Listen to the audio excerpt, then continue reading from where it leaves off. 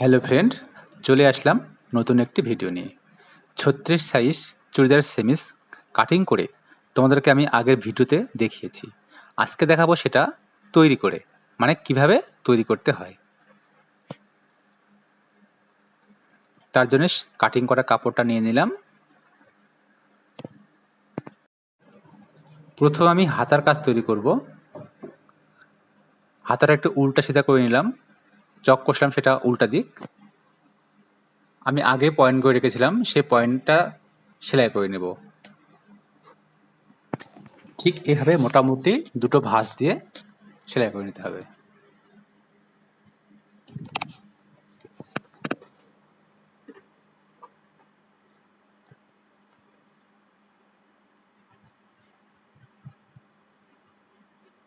হাতার কাজ কমপ্লিট। এবার আমি পেছনের পার্ট আগে করে নেব। দুটো পার্টই একই, তাই যে কোনো একটা পার্ট পেছন বা সামনে করে নিলেই হলো। তাই যে কোনো একটা পার্ট আমি পেছনের জন্য বেছে নিলাম। পেছনের পার্টে চেন বসে, তাই পেছনের কাজটা একটু বেশি হয়।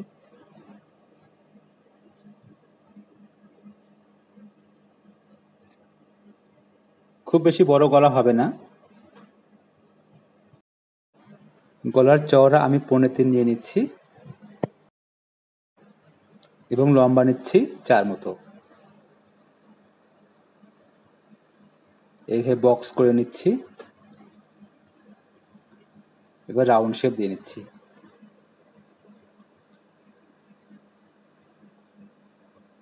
সুন্দর করে কেটে নিচ্ছি।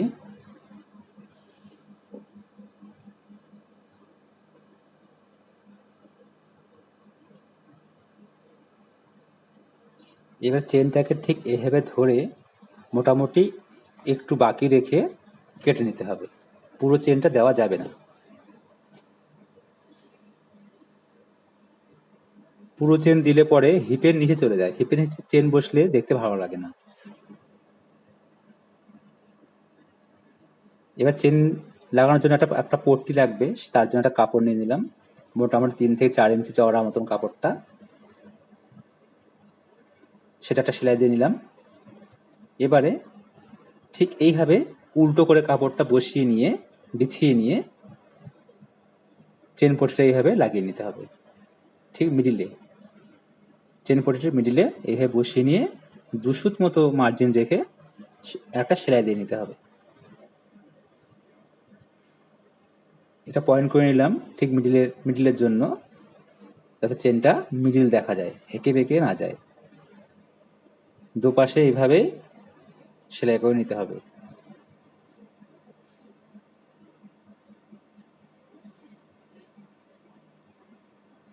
এবারে মাঝখান থেকে এটা ফাটিয়ে নিতে হবে, চিড়ে কেটে নিতে হবে।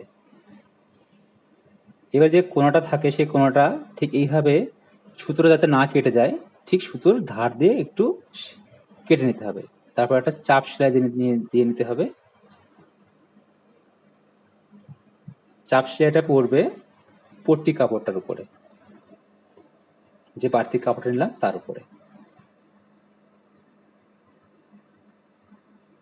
চাপ সেলাই দেওয়ার পরে ঠিক এইভাবে বিছিয়ে নিয়ে আর একটা সেলাই দিয়ে নেব। একদম ধার থেকে সেলাইটা দিতে হবে। তোমরা যারা নতুন কাজ করছো, তোমরা এই নিয়মে চুড়িদার সেমিজ তৈরি করতে পারো। খুব সহজ নিয়ম, এটাই আমার মনে হয়। যদি বুঝতে সমস্যা হয় তাহলে তোমরা আমাকে কমেন্টে বলতে পারো। আর পরবর্তীতে আরো ভিডিও দেখতে চাইলে আমার চ্যানেলটি সাবস্ক্রাইব করে রেখো, তাহলে তোমরা এরকম ভিডিও আরো দেখতে পাবে। এবার চেনটাকে আগে দেখে নেব চেন ঠিক আছে কিনা। এবার চেনটাকে সিধে করে বিছিয়ে নিয়ে ঠিক এইভাবে, যাতে চেনটা দেখা না যায়, কাপড়টা ঠিক চেনের উপরে এইভাবে বসবে, চেন যেন দেখা না যায়। তোমরা যারা এতক্ষণ আমার ভিডিওটি দেখছো, তার জন্য তোমাদেরকে অনেক অনেক ধন্যবাদ জানাই। এবার ঠিক এই পাশে চলে আসবে। এটি মিলটা ঠিকঠাক করে নিতে হবে। সবাই বুঝতে পারছো কিভাবে লাগাচ্ছি চেনটা। এবার ঠিক এ পাশে কাপড়টা চলে আসবে, একটু দেখে নিতে হবে যাতে কাপড়টা একটু ছোট বড় টেরা বেঁকা না হয়ে যায়। ঠিক এইভাবে চেনের উপরে কাপড়টা বসিয়ে নিয়ে সেলাই করতে হবে। চেনটাকে ঢেকে রাখতে হবে এক কথায়।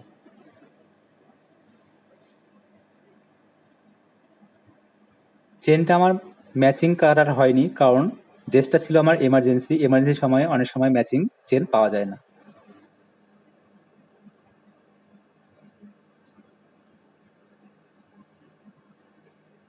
চেন লাগানো কমপ্লিট।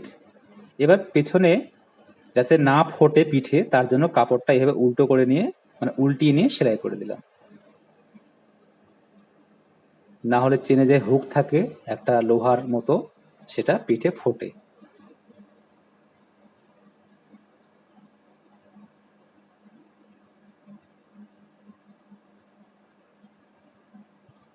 এবারে আসলাম সামনের পাটে।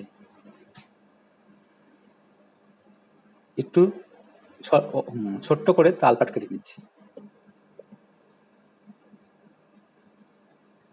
গড়া নিচ্ছি পেছনের মতোই, সোয়াতির মতো, বনেতের মতো, এবং লম্বা নিচ্ছি 6 ইঞ্চি মতো। ঠিক একইভাবে এভাবে বক্স করে নিলাম। এবার রাউন্ড শেপ দিয়ে নিচ্ছি।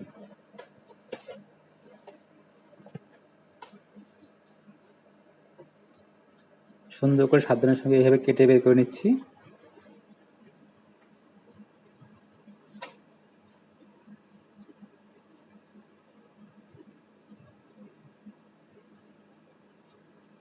এবারে গলাটা এখন করছি না, গলাটা আমি একসঙ্গে পরে করব, জোড়া দিয়ে নিচ্ছি। গলা করার অনেক রকম নিয়ম থাকে, তো আমি এই গলাটা সব থেকে সোজা বলে মনে হয়, যেটা তোমরাও খুব তাড়াতাড়ি করতে পারবে, তাই আমি এই গলাটাই করছি। পরবর্তী ভিডিওতে তোমাদের দেখাবো আরো কি কি নিয়মে চুড়িদার সেমিজের গলা তৈরি করা যায়। খুব সহজভাবে তাড়াতাড়ি করে এই গলাটা খুব সুন্দর হয়, তাই আমি এটাই করছি। ঠিক এইভাবে একটু কোনা করে কাপড় কেটে নিতে হবে গলার জন্য। একটু জোড়া দিয়ে নিচ্ছি। আমার সামনে পেছনে দুটো গলা একসঙ্গে বেরিয়ে আসবে। এইভাবে করলে দুটো গলা একসঙ্গে বেরিয়ে আসে। একটা গলা করে করলেও হয়।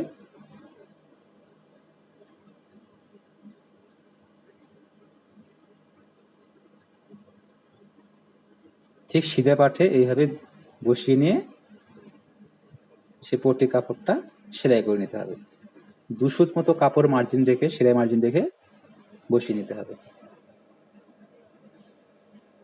এটা একটু ধীরে ধীরে করতে হয়, খুব স্পিডে করা যায় না। গলার কাজ, গলা ফিনিশিং এর জায়গা, তাই খুব তাড়াতাড়ি করে করা যায়, তোমরা করবে না। একটু ধীরে ধীরে করে করার চেষ্টা করো, দেখবে খুব সুন্দর ফিনিশিং আসবে।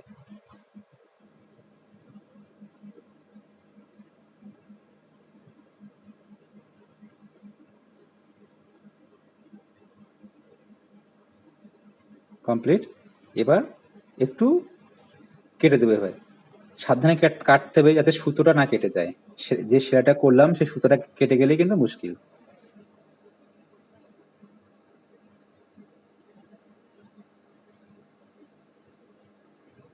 ঠিক এইভাবে ভেতরে ফোল্ড দিয়ে এইভাবে একটু সেলাই করে নিতে হবে, একটা সেলাই দিয়ে নিতে হবে।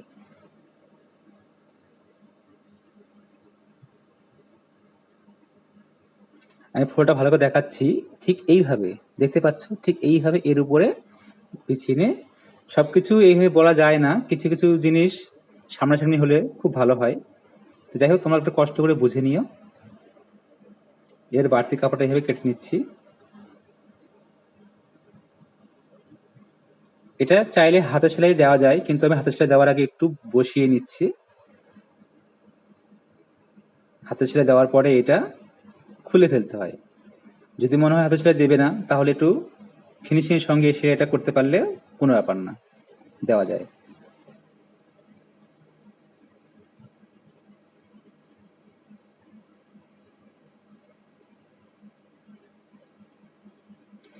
এই পয়েন্টটা দেখতে হবে, যে হুক মতো দেখা যাচ্ছে চেনের, যাতে এটা সমান সমান থাকে, তাহলে ভালো লাগে। না হলে অনেক সময় কি হয়, একটু ছোট একটু বড়, উপরে উঠে যায় নিচে নেমে যায়, দেখতে বাজে দেখায়। তাই এটা খেয়াল রেখে রেখে একটু করে নিতে হবে, যাতে দুটো সেলাই মার্জিন সমান সমান একই রকম হয়। চেন লাগানো কমপ্লিট, তার সঙ্গে গলা করাও কমপ্লিট।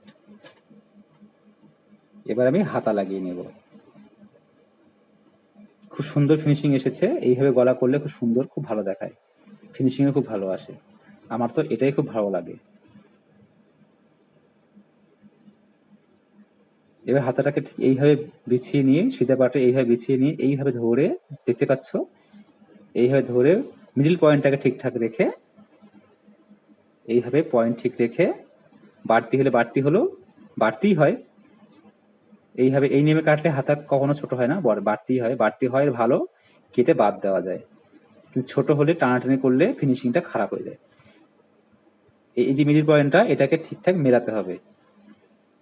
এটা ঠিকঠাক না মেলালে অনেক সময় কি হয়, হাতা ছোট বা বড় দেখায়, দেখতে ভালো লাগে না, কমপ্লেন আসে।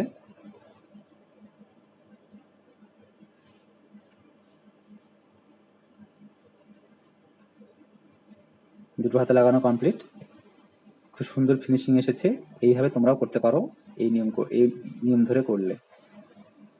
এবার আমি এটাকে খাপিয়ে নেব, মাপ মতো খাপিয়ে নেব।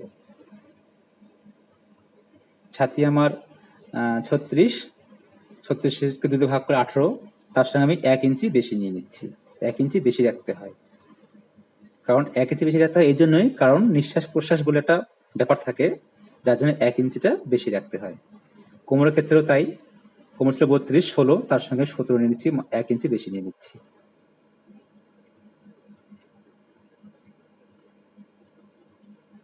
কিন্তু হাতায় কোনো বেশি নেওয়া যাবে না, হাতায় আবার যা তাই। হাতা ছিল আমার 12, সরি 12 ছিল না, হাতা ছিল আমার 11 মতো, তাহলে এখানে আমি 11 অর্ধেক 5.5 নিয়ে নিচ্ছি।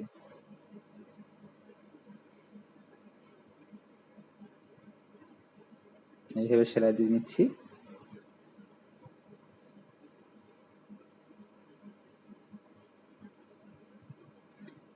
এবার হিপের এই জায়গাটা, যে কাটামোটো অংশটা আমি রেখেছিলাম, দেখিয়েছিলাম, ঠিক এইভাবে এই জায়গাটা একটু গিট দিয়ে নিতে হবে। আমরা এটাকে টাক বলি। আর যেহেতু চুড়িদারটা ফিটিং, তাই ডবল সেলাই অবশ্যই দিতে হবে।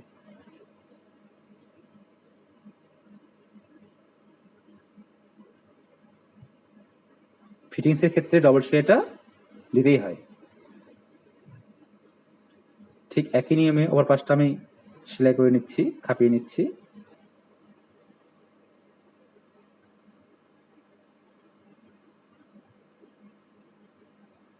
ছাতিকে 2 দিয়ে ভাগ করে তার সঙ্গে 1 ইঞ্চি বেশি নিয়ে খাপিয়ে নিচ্ছি। আমি তো এই নিয়মে খাপাই, আমার ঠিকঠাকই হয়। জানি না কে কেমন নিয়মে খাপায়, কিন্তু এই নিয়মে ধরে তোমরা যদি খাপাও, কোনো রকম কমপ্লেন আসবে না। একদম সুন্দর গায়ের সঙ্গে ফিটিংস হয়ে বসে যাবে।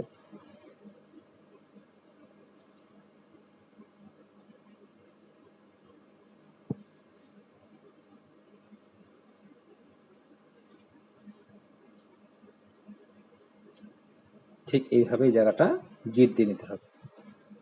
এটা ডবল করে সেলাই দিয়ে নিচ্ছি, যাতে খুলে না যায়।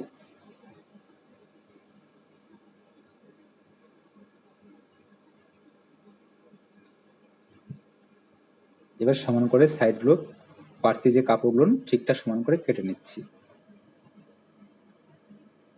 এবার যাতে কোমরের টান না পড়ে, তার জন্য এইভাবে কোনা কোনা কোনা করে কেটে নিচ্ছি। এইভাবে কেটে নিলে কি হয়, সুতোটা খুলেও যায় না এবং কোমরে টান পড়ে না। এবারে নিচে এইভাবে সেলাই দিয়ে নিচ্ছি, একবার দুটো ফোল্ড দিয়ে সেলাই করে নিচ্ছি। কোমরের হিপের এই জায়গাটা যে সুন্দর করে সেলাই করে নিতে হয়।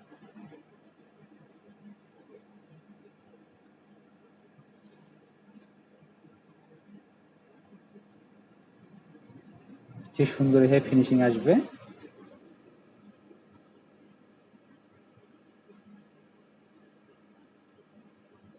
এক পার্ট হলো, এবার আর এক পার্ট।